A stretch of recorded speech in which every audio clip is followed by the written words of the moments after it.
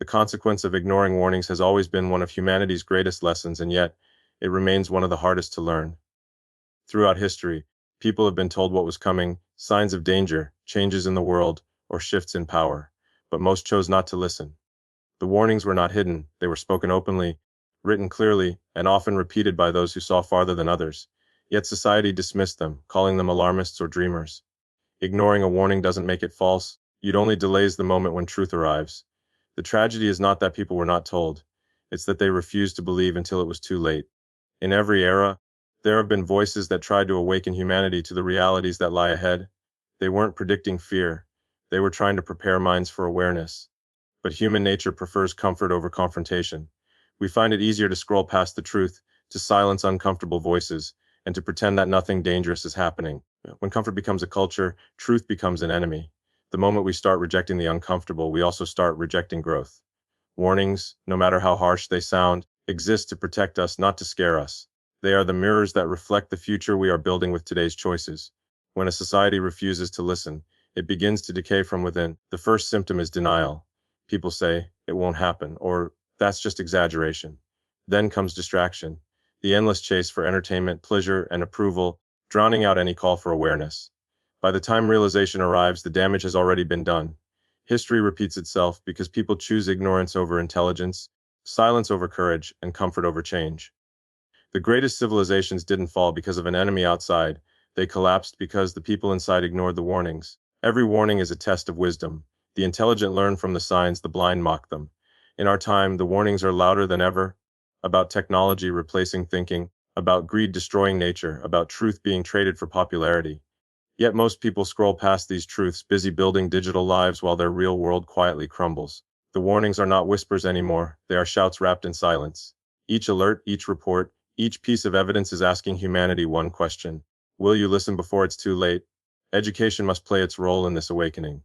True education is not about memorizing facts, it's about developing awareness, the ability to see beyond what is shown, to question what is told, and to act upon what is understood. When people are educated only to obey, they become victims of the very systems they serve. But when they are educated to think, they become protectors of the future. Ignoring a warning is not ignorance, it's a decision. It's choosing blindness when sight is available. And in the age of information, ignorance is not a lack of access, it's a lack of attention. We live in a time where information is everywhere, yet awareness is rare. The danger is not that people don't know, but that they don't care. That indifference is the real warning sign. The collapse of societies begins when people stop paying attention, when they no longer ask questions, and when truth becomes entertainment instead of education. Every warning that is ignored pushes humanity closer to a reality where correction is replaced by crisis. Those who ignore the storm signs always end up rebuilding from its destruction. The future doesn't punish, it simply reacts. Every decision we make today, every piece of data shared, every resource consumed, every truth silenced, becomes part of that reaction. Your warnings are not obstacles, they are opportunities to correct our direction before consequences arrive. But because we've become addicted to speed, we rarely stop to look at where that speed is taking us. The mind that does not reflect is the mind that repeats mistakes. Awareness demands stillness, and stillness requires courage. If there is one universal truth, it is this: life always gives a warning before the lesson. The signs are there, in our habits, our societies, our technologies, and our choices. The question is whether we have the humility to listen. Those who pay attention gain power, those who ignore lose freedom. Awareness is the currency of survival, and wisdom is its reward. The warning has been given not to inspire fear, but to awaken responsibility. Those who hear it and act will shape the future. Those who silence it will serve the consequences. The choice is ours, to awaken now or to regret later. The world doesn't need more warnings. It needs listeners. It needs action. It needs awareness. Before it's too late, technology has become the invisible architect of modern civilization, quietly shaping the way we think, interact, and even define ourselves. It is no longer just a collection of tools we use. It has evolved into a powerful force that influences every layer of society. Our habits, our beliefs, our relationships, and our reality itself. The silent power of technology lies not in what it shows us, but in how it changes us without asking for permission. It works subtly, transforming human behavior one click, one swipe, and one algorithmic suggestion at a time. What was once designed to assist us has now begun to guide us, and most people have not yet realized the extent of this shift. Every innovation begins with a noble idea: to improve life, to save time, to connect people. Yet, over time, the very systems that promise to free us often start to control us. The devices we hold have become extensions of our minds, and the networks we depend on have become the new gateways of truth. This transformation did not happen overnight. It was gradual, quiet, and disguised as progress. Technology does not force obedience, it earns it through convenience. We surrender our privacy not because we are threatened, but because we are entertained. The trade seems harmless, a few seconds of personal data in exchange for comfort, access, or validation, but the cost accumulates invisibly. The true education of this era must therefore teach more than how to use technology. It must teach how to remain independent from it. People need to understand how digital systems learn from them, how algorithms adapt to their emotions, and how attention has become the most valuable currency in the world. Every notification is designed to capture a moment of focus, every suggestion is tailored to keep you scrolling, and every trend is built to mold collective behavior. The silent power of technology is not in machines themselves, but in their ability to influence human thought. The greatest danger is not that artificial intelligence will become smarter than us, but that it will make us forget how to think for ourselves. Modern life moves at a digital pace, and with that speed comes a loss of reflection. We no longer pause to ask whether the direction we're moving in aligns with our values. The world celebrates the next update, the next version, the next innovation, but rarely asks whether these advancements are improving the human spirit or only feeding human distraction. The classroom of the future must not only teach programming but also philosophy. It must ask what kind of world are we building? Because if we do not question, we will be programmed to accept whatever is given. Technology, when left without moral direction, becomes a silent ruler. It does not need armies or laws, it only needs data. The more it knows about us, the easier it becomes to shape our desires. This is not about rejecting technology. That would be impossible and unwise. It is about developing a relationship with it that is conscious, not compulsive. Awareness is the shield that protects freedom in the digital age. To remain free, we must be able to disconnect when necessary, to think beyond the screen, and to remember that our humanity cannot be downloaded or upgraded. Society stands at a delicate crossroad where digital convenience and personal autonomy are competing for control. If we continue to treat technology as a neutral tool, we will underestimate its ability to reshape everything we consider natural, from communication to identity, from work to purpose. The question every individual must ask is not, how do I use technology? But, how does technology use me? That question alone can open the door to awareness. It makes us conscious participants in this transformation instead of silent subjects. The most powerful revolutions in history were loud, this one is quiet. It is not happening on battlefields but in minds, not through violence but through design. The silent power of technology lies in its ability to make change seem natural, even desirable, until one day people wake up and realize they have lost the ability to live without it. Education, responsibility, and mindfulness are the only defenses against this invisible takeover. We must learn to question every comfort and to understand every system that claims to make life easier. For what makes life easier can also make thinking harder. The future will not belong to those who know how to use machines, but to those who know when not to. The goal is not to escape technology, but to master it without being mastered. Awareness, discipline, and ethics must guide our innovation, or else innovation will guide us into dependency. The silent power of technology is real, but so is the human ability to rise above it. The key is simple: stay aware, stay human, and never let the screen become the soul. Comfort is the most seductive form of control humanity has ever created. It whispers to us with promises of ease, luxury, and simplicity, while quietly taking away our strength, curiosity, and independence. The modern world has been built around the idea that comfort equals success, that the easier life becomes, the better we are doing. But in truth, every step toward excessive comfort takes us one step further from growth. Progress is meant to challenge us, not numb us. And when comfort becomes the highest goal, we stop asking the most important questions about who we are becoming. The danger of comfort is that it disguises itself as happiness. It tells you that as long as you are not struggling, you are doing well. It makes you forget that struggle is what shapes discipline, and discipline is what shapes greatness. The cost of comfort and convenience is often invisible. It is the loss of awareness, ambition, and resilience. When everything is easy, nothing is earned. And when nothing is earned, nothing holds meaning. Every invention that promises to save time quietly steals a piece of patience. Every shortcut we take to avoid effort also shortens our ability to endure. Technology has mastered the art of selling comfort. It gives us faster ways to communicate, but takes away the depth of conversation. It offers entertainment at the touch of a screen, but erases our ability to sit with silence. It gives us knowledge in seconds, but weakens the habit of thinking deeply. This is not the fault of technology itself. It is the result of how we use it. We have become a generation that prefers scrolling over studying, consuming over creating, and convenience over consciousness. Education must evolve to teach this truth. Just because something is easy does not mean it is good for your mind. True learning happens not in comfort, but in challenge. The human brain is built for struggle. It grows through resistance, adapts through challenge, and strengthens through effort. When we remove all struggle from our lives, we remove the very process that makes us capable of greatness.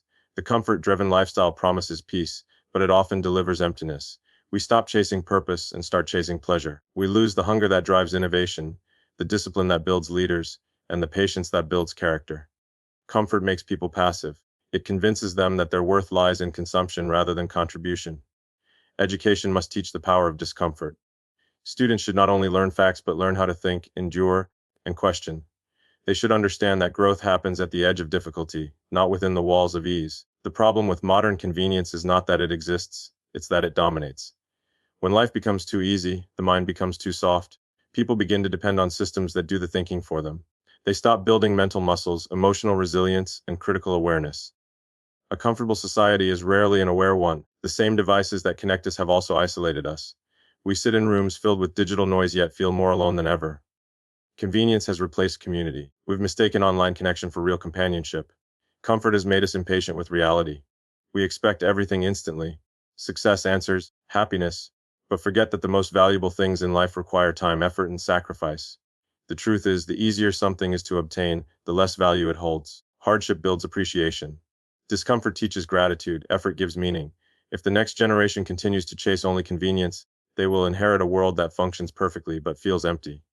The goal of education and awareness must be to restore balance, to remind people that ease should be a reward, not a lifestyle. We must teach how to use comfort wisely, not worship it blindly. It should serve as rest after effort, not as an escape from it. The mind that avoids discomfort will never reach its full potential, just as a muscle that avoids strain will never grow stronger. The greatest danger of this age is not war or famine, it is the quiet decay of human will. When people no longer strive, question, or endure, they become controlled not by force but by pleasure. The systems of comfort have created a population that obeys not through fear, but through addiction to ease, speed, and approval. The price of convenience is control. The more comfortable we become, the easier it is for someone else to decide what we should think, want, and believe. The true measure of progress is not how comfortable we are, but how conscious we remain while surrounded by comfort. The goal is not to reject convenience, but to master it, to use it without losing ourselves in it. Discomfort is not the enemy, it is the teacher that awakens potential. When people understand that lesson, they begin to live intentionally instead of automatically. The world does not need more comfort, it needs more courage. The courage to question, to resist ease, and to grow beyond it. Only then can comfort serve its real purpose, not as a prison for the mind, but as a place of rest for the soul after the work of becoming fully human. The future of humanity will not be determined by how advanced our technology becomes, but by how ethical our decisions remain. Innovation has always been the heartbeat of progress, but without morality to guide it, that same heartbeat can turn into a warning signal for destruction. The urgency of ethical innovation lies in one simple truth.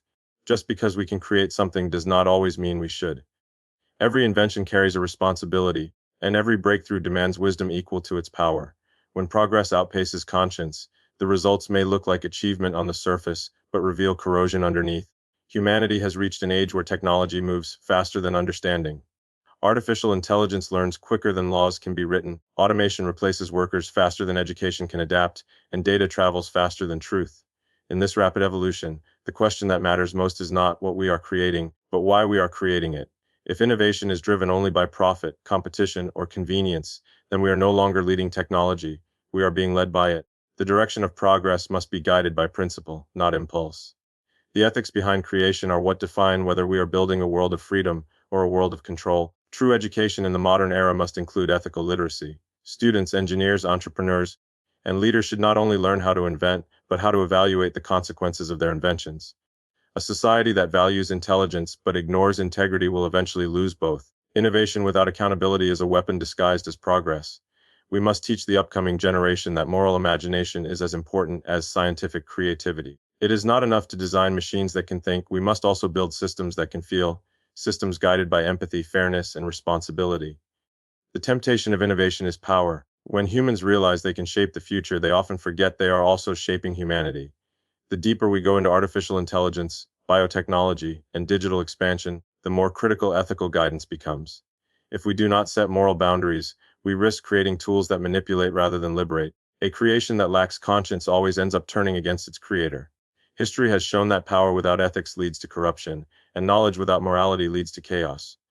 Progress, therefore, must be redefined, not as how fast we move, but how wisely we move. The urgency for ethical innovation is not a call to slow down progress, it is a call to give it direction. We do not need less advancement, we need more awareness. We must remember that technology is not good or evil by nature. It simply reflects the intentions of those who build and use it. A machine programmed without ethical oversight is like a child raised without guidance. It may grow powerful but lacks understanding of consequence. Education must bridge this gap by merging science with philosophy, data with dignity, and progress with purpose. Ethics must also become the invisible hand that shapes corporate and governmental decisions. Innovation that seeks only profit will eventually bankrupt the soul of society. True leadership requires the courage to say no when something threatens long-term humanity, even if it offers short-term gain. It takes moral strength to prioritize people over performance, sustainability over speed, and truth over trend. Ethical innovation demands foresight, the ability to look beyond the excitement of discovery and into the impact it will leave behind. We stand at a point in history where we can either create a golden age of enlightenment or a digital age of enslavement. The difference will depend entirely on the ethics we choose to uphold. The responsibility no longer rests on inventors alone. It belongs to educators, policymakers, and every individual who uses technology. Each person must ask, does this innovation serve humanity, or does it use humanity? That single question can save generations from the consequences of blind creation. Innovation and ethics are not enemies, they are partners. One without the other leads to imbalance. When science grows faster than wisdom, humanity risks losing control of its own destiny. The greatest technological minds in the world may be able to design machines that mimic consciousness, but without ethics, those same machines could erase the meaning of consciousness itself. What good is progress if it destroys the very essence of being human? The urgency of ethical innovation is not about slowing the march of progress. It's about marching in the right direction. Every invention must serve life, not dominate it. Every algorithm must protect truth, not manipulate it. Every system must uplift humanity, not exploit it. The future will not remember us for how many technologies we created, but for how responsibly we use them. Ethics is the compass of civilization. Without it, even the brightest minds can lead the world into darkness. The time to act with moral clarity is now, before our creations begin to define us more than we define them.